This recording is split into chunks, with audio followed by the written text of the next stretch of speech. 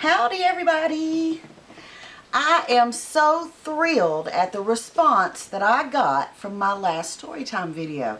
I asked you guys, should we do more Grimm stories or do Andersen stories? And it was a hands down, unanimous vote for Andersen's. So I'm really happy to be presenting these tales. And I just had a few little things that I wanted to talk to you about before we jump right in. So with these stories, I don't feel like I have to give the disclaimer that I did with the Grimm's fairy tales because, well, you know, Grimm's fairy tales are dark and they're full of abuse and neglect and even like torture and murder. They can be horrible. And I don't suggest that anybody share unedited original Grimm's fairy tales with children because, I mean, there's a reason they're heavily edited. But the Andersen's tales are different. They're not as dark, they're not as violent, but still, they are, I don't know, sometimes they're not appropriate. If you want to share these stories with a child, I would really suggest that you listen to the entire story first and then decide if you want to share that with your kid. It depends on your kid and it depends on their maturity level and what you want them to be thinking about, stuff like that. Some of the verbiage is really antiquated and hard to understand.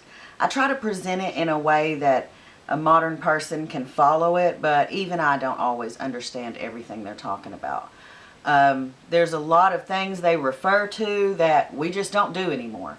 And just lifestyle habits and stuff, you know. I remember reading a story and it was talking about the guy that went around whose job was to knock on everybody's door and wake them up in the morning. So, you know, that guy was called a knocker-upper. So, I mean, some things kids can understand and get value from, and some things they're just not going to. For example, the first story I'm going to be sharing with you out of this book is The Emperor's New Clothes. I love that story. I think it's entirely appropriate to share with children, depending on the kid. Now, if they're young and immature, they'll just snicker at the idea of an adult walking around with no clothes on. But if they're a bit more mature, they'll understand the trick that was played on the emperor and why everybody went along with it and kind of the moral behind it. So it just depends on the kid whether they'll really get something from it or not.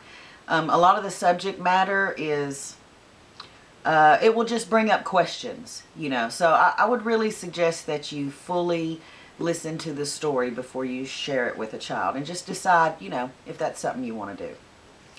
What else? Oh, in this book, there's a lot of the little cliff notes, you know, and they'll explain things that we may not understand, or possibly a short little bit of phrase or music that is in another language. So I'm not going to be sharing the cliff notes because when you're reading the story, it takes you out of the story to stop and explain something.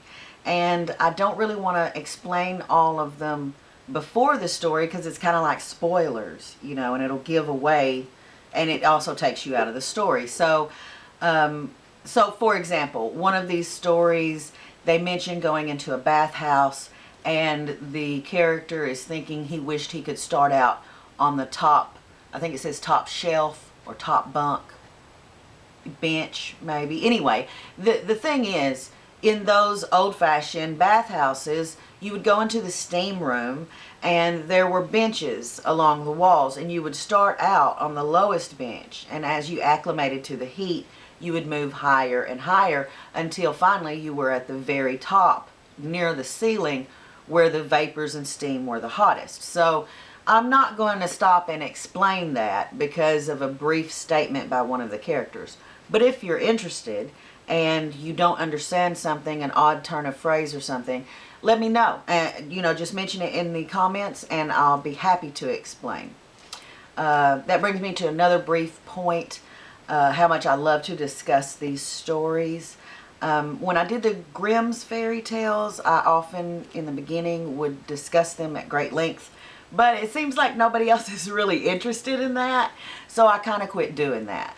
But if you're interested in it and you want to talk about it, start a discussion in the comments. I'm glad to discuss lots of different facets of these very interesting old stories.